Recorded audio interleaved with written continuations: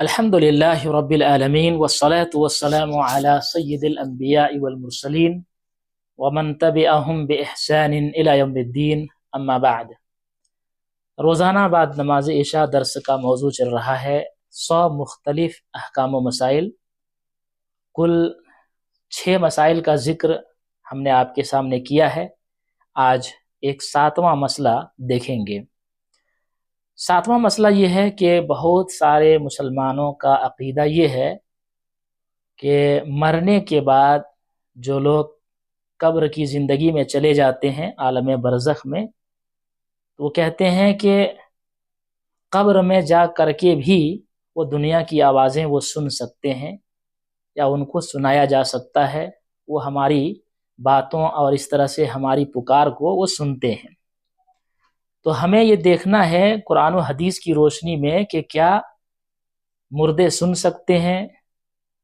اگر ہم اور آپ قرآن و حدیث کا مطالعہ کرتے ہیں تو قرآن و حدیث کے اندر اس کا جواب موجود ہے، لیکن پتہ نہیں بدعقیدہ لوگ اس بات کے قائل ہیں اور وہ اس بات کو مانتے ہیں اور اس پر عقیدہ بھی رکھتے ہیں کہ قبر میں جانے کے بعد مردے سنتے ہیں۔ تو چلیے سب سے پہلے ایک قاعدہ اور اصول آپ کے سامنے بیان کرتا ہوں۔ اس اصول کو اگر آپ اپنے ذہن میں رکھیں گے تو انشاءاللہ العزیز کبھی بھی آپ کے سامنے اس طرح کا جب سوال ہوگا تو اس کا جواب دینا بہت آسان ہو جائے گا اور آپ آسانی سے اس کا جواب دے سکتے ہیں۔ اصول اور قاعدہ یہ ہے کہ شریعت کے اندر کسی چیز کا ایک حکم ہوتا ہے اور اس کی ایک استثنائی صورت ہوتی ہے، تو دونوں کو اگر آپ سمجھیں گے تو بات آپ کو اچھی طرح سے سمجھ میں آئے گی۔ مثال کے طور پر یہاں آپ مثال لے لیجئے۔ اصول یہ ہے کہ جو بچے پیدا ہوتے ہیں تو ماں باپ سے پیدا ہوتے ہیں، ماں باپ کے ملنے سے پیدا ہوتے ہیں، لیکن 2 انبیاء ایسے گزرے ہیں، ایک حضرت آدم علیہ السلام۔ حضرت آدم علیہ السلام کو اللہ رب العالمین نے بغیر ماں اور بغیر باپ سے پیدا کیا، اور دوسرے ہیں حضرت عیسیٰ علیہ السلام جو بغیر باپ کے پیدا ہوئے۔ تو آپ غور کیجئے، اصول تو یہی ہے کہ ماں باپ کے ملنے سے بچے پیدا ہوتے ہیں، لیکن ایک استثنائی صورت ہے، ایک ایکسیپشنل صورت ہے، ایک استثنائی صورت جس میں یہ کہا جا سکتا ہے کہ حضرت آدم علیہ السلام اور حضرت عیسیٰ علیہ السلام یہ 2 نبی ایسے ہیں جو حضرت آدم علیہ السلام بغیر ماں باپ کے اور حضرت عیسیٰ علیہ السلام بغیر باپ کے پیدا کیے گئے ہیں۔ اب اس اصول کی بنیاد پر کوئی یہ فتویٰ نہیں لگا سکتا ہے کہ کوئی شخص بغیر باپ کے پیدا ہوتا ہے یا کوئی شخص بغیر ماں باپ کے پیدا ہوتا ہے۔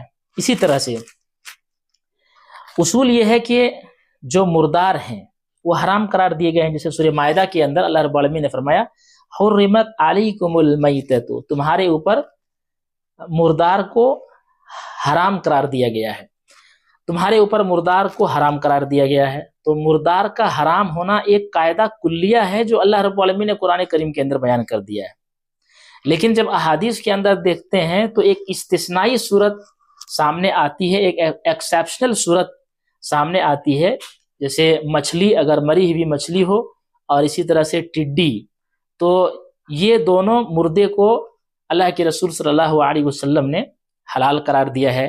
یعنی حدیث کے اندر جب دیکھتے ہیں تو مچھلی اور ٹڈی یہ دونوں مردے ہونے کی صورت میں بھی ہمارے لیے حلال قرار دیے گئے ہیں اور ہم اسے کھاتے ہیں، ہمارے لیے کھانا اس کا جائز ہے۔ لیکن ان دونوں کو بنیاد بنا کر کے اب کوئی یہ نہیں کہہ سکتا ہے کہ تمام مردار جو ہے حلال کر دیے گئے ہیں، کوئی بھی یہ نہیں کہہ سکتا ہے۔ ہاں اتنی بات کہی جا سکتی ہے کہ قاعدہ کلیہ یہ ہے کہ جو مردار ہیں وہ حرام ہیں، لیکن ایک استثنائی صورت ہے، ایک استثنائی صورت ہے، ایک ایکسیپشنل صورت ہے کہ جس میں مچھلی اور ٹڈی کو مردہ ہونے کی صورت میں بھی اسے حلال قرار دیا گیا ہے۔ ٹھیک، اب ہم پوائنٹ پہ آ جاتے ہیں۔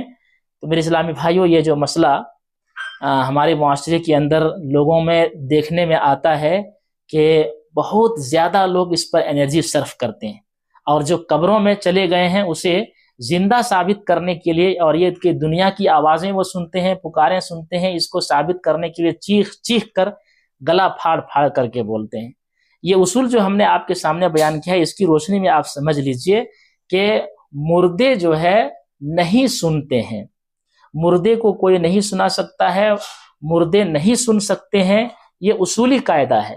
لیکن کچھ جگہیں ایسی ہیں جہاں پر ایک خاص وقت کے لیے، ایک استثنائی صورت میں اسے سننے کا ثبوت ملتا ہے، تو وہ صرف اسی وقت کے لیے خاص ہے۔ لیکن اس کو دلیل بنا کر کے اب کوئی یہ نہیں کہہ سکتا ہے کہ جتنے بھی میت ہیں یا جتنے بھی مردے ہیں سب جو ہے اپنے قبروں میں سنتے ہیں اور ہر وقت سنتے ہیں، جب چاہو تب پکار لو، جب چاہو تب مدد مانگ لو، جب چاہو تب پکار لو، تمہاری ہر پکار کو وہ سن لیتے ہیں۔ میرے اسلامی بھائیوں، اصولی قاعدہ یہ ہے کہ مردے نہیں سن سکتے ہیں۔ انشاءاللہ آپ کو وہ سب دلائل بھی آپ کے آگے سامنے پیش کیا جائے گا۔ اب یہاں پر کچھ ایسی مثالیں آپ کو دی جائیں گی جن مثالوں کو آپ غور سے سنیے، اور یہی مثالیں ایسی ہیں جس کو لوگ دلیل بناتے ہیں، ہے نا۔ تو پہلے آپ اس مثالوں کو سنیے کہ استثنائی صورتیں جہاں پر مردوں کے سننے کا ہے، اس کی کچھ مثالیں آپ کو سامنے دیتا ہوں۔ پہلی مثال ہے مردے کا جوتوں کی آواز سننا۔ جیسے ایک شخص کو قبر میں رکھ دیا جاتا ہے اور دفنانے کے بعد جب لوگ واپس پلٹتے ہیں تو واپس پلٹنے والوں کے جوتوں کی آواز کو وہ میت سنتی ہے۔ تو اس سے لوگ استدلال کرتے ہیں کہ دیکھو تم کہتے ہو کہ مردے نہیں سنتے ہیں، یہاں تو مردے سن رہے ہیں۔ میرے بھائی، یہ ایک خاص وقت میں ان کو سنایا جاتا ہے، ہمیشہ وہ نہیں سنتے ہیں۔ پہلے آپ وہ حدیث دیکھیے اور اس حدیث سے جو استدلال ہے اس کو بھی اپنے سامنے رکھیے۔ صحیح بخاری کتاب الجنائز کی حدیث سے انس بن مالک رضی اللہ تعالی عنہ سے روایت ہے کہ اللہ کے رسول صلی اللہ علیہ وسلم نے فرمایا: العبد اذا وضع في قبره وتولي وذهب اصحابه حتى انه لا يسمع قرع نعالهم اتاه ملكان فاقعداه فيقولان له۔ آدمی جب قبر میں رکھا جاتا ہے اور دفن کر کے اس کے لوگ پیٹھ موڑ کر رخصت ہوتے ہیں تو وہ ان کے جوتوں کی آواز سنتا ہے۔ پھر دو فرشتے آتے ہیں، اسے بٹھاتے ہیں اور پوچھتے ہیں۔ تو اس حدیث کے اندر بھی پتہ یہ چلا کہ ایک خاص وقت میں جب وہ آپس پلٹتے ہیں تو مردوں کو آواز سنائی دیتی ہے۔ اچھا، مسلم شریف کی حدیث نمبر 2870 دیکھیں۔ انس بن مالک رضی اللہ تعالی عنہ کہتے ہیں اللہ کے رسول صلی اللہ علیہ وسلم نے فرمایا: ان المیت اذا وضع فی قبره انه لا يسمع خفق نعالهم اذا انصرفوا۔ میت کو جب قبر میں رکھ دیا جاتا ہے تو وہ لوگوں کی واپسی کے وقت ان کے جوتوں کی آواز وہ میت سنتی ہے، وہ میت سنتی ہے۔ اچھا، مستدرک حاکم وغیرہ کے اندر یہ روایت ہے کہ ان المیت اذا وضع فی قبره انه لا يسمع خفق نعالهم حين یولون عنہ۔ میت کو جب قبر میں رکھ دیا جاتا ہے تو لوگوں کے واپسی کے وقت وہ ان کے جوتوں کی چاپ سن رہی ہوتی ہے۔ ان احادیث میں آپ غور کیجئے اور اس سے آپ سمجھیے، اس سے ثابت ہوتا ہے کہ مردے سن نہیں سکتے۔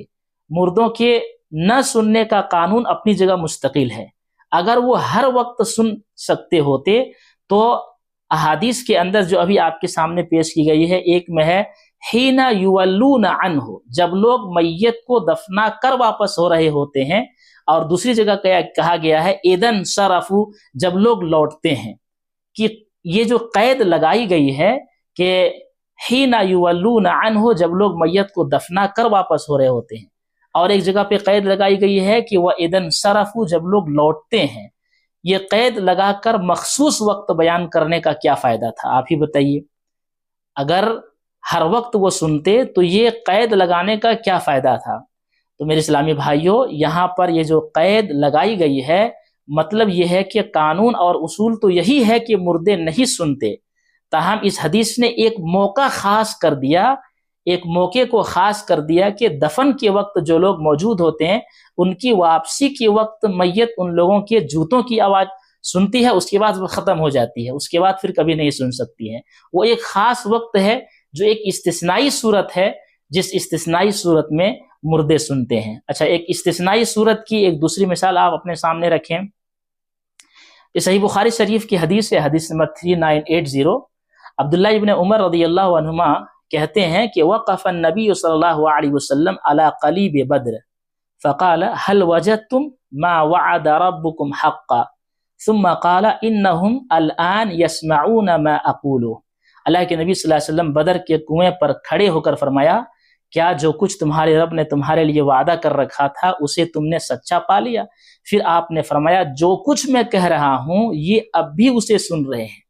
جو کچھ میں کہہ رہا ہوں، حدیث کے الفاظ ہیں انہم الان یسمعون ما اقول، میں جو کچھ بھی کہہ رہا ہوں یہ اب بھی اسے سن رہے ہیں. اس حدیث کے اندر یہ بات جو بیان کی گئی ہے کہ اللہ کے نبی صلی اللہ علیہ وسلم نے فرمایا انہم الان یسمعون ما اقول، یہ اس بات کو ثابت کرنے کے لیے کافی ہے کہ وہ صرف اسی وقت کے لیے خاص تھا جب اللہ رب العالمین اللہ کے نبی صلی اللہ علیہ وسلم کی بات کو ان کفار قریش، ان سرداران قریش کو اللہ رب العالمین سنا رہا تھا جب اللہ کے رسول صلی اللہ علیہ وسلم بات کر رہے تھے. تو الان اس وقت وہ سن رہے ہیں، یہ بتا رہا ہے کہ وہ ایک وقت کے لیے خاص تھا، اس کے بعد جو ہے وہ بات ختم ہو گئی. وہ ایک وقت کے لیے خاص تھا. اس سے معلوم ہوا کہ مردے نہیں سنتے ہیں. صحابہ کا بھی یہی عقیدہ تھا، جیسا کہ اسی حدیث میں جو بخاری کی روایت پیش کی گئی ہے 3980 کی ہے. فذکر لعائشہ فقالت انما قال النبی صلی اللہ علیہ وسلم انہم الان ليعلمون ان الذي كنت اقول لهم هو الحق ثم قرأت انك لا تسمع الموتى حتى قرأت الآیہ. اس حدیث کا ذکر جب عائشہ رضی اللہ عنہا سے کیا گیا تو انہوں نے کہا کہ حضور صلی اللہ علیہ وسلم نے یہ فرمایا تھا کہ انہوں نے اب جان لیا ہوگا کہ جو کچھ میں نے ان سے کہا تھا وہ حق تھا. اس کے بعد انہوں نے یہ آیت پیش کی انک لا تسمع الموتى، بے شک آپ ان مردوں کو نہیں سنا سکتے. پھر پوری آیت پڑھی. تو عائشہ رضی اللہ عنہا کا بھی موقف یہی تھا کہ مردے نہیں سنتے ہیں، صحابہ کا بھی یہی عقیدہ تھا کہ مردے نہیں سنتے ہیں. تو ایک استثنائی صورت میں ایک خاص وقت میں اللہ رب العالمین نے اسے سنایا. اب اس سے یہ استدلال نہیں کیا جا سکتا ہے کہ مردے قبر میں سنتے ہیں. اب اگر کوئی شخص یہ کہے کہ مردے نہیں سنتے ہیں اس کی دلیل کیا ہے، تو آئیے قرآن سے پوچھتے ہیں کہ قرآن کریم کے اندر اللہ رب العالمین نے مردے نہیں سنتے ہیں اس تعلق سے کیا مسئلہ بیان کیا ہے. تو 3 آیتیں اگر کوئی شخص پڑھ لے اور صحیح سے اس کو سمجھ لے تو اس مسئلے میں کبھی بھی نہیں پڑے گا، اور یہ بات سمجھ میں آ جائے گی کہ مردے واقعی نہیں سنتے ہیں اور نہ سن سکتے ہیں. تو 3 آیتیں آپ کے سامنے پیش کی جائے گی. پہلی آیت ہے سورہ انعام آیت نمبر 36. اللہ رب العالمین نے فرمایا انما یستجیب الذین یسمعون والموتى یبعثهم اللہ ثم الیہ یرجعون. جواب تو وہی دیتے ہیں جو سنتے ہیں، اور مردوں کو تو اللہ تعالیٰ قیامت کے روز زندہ کرے گا، پھر وہ اسی کی طرف لوٹائے جائیں گے. تو اس سے تو پتہ ہی چلتا ہے کہ مردے نہ سن سکتے ہیں اور نہ اس کا جواب دے سکتے ہیں. دوسری آیت سورہ نمل کی آیت نمبر 80 یعنی 80، اللہ رب العالمین نے فرمایا انک لا تسمع الموتى، اے نبی یقیناً آپ کسی مردے کو نہیں سنا سکتے. اللہ کے نبی صلی اللہ علیہ وسلم کو خطاب کرتے ہوئے اللہ تعالیٰ نے کہا انک لا تسمع الموتى، آپ کسی مردے کو نہیں سنا سکتے.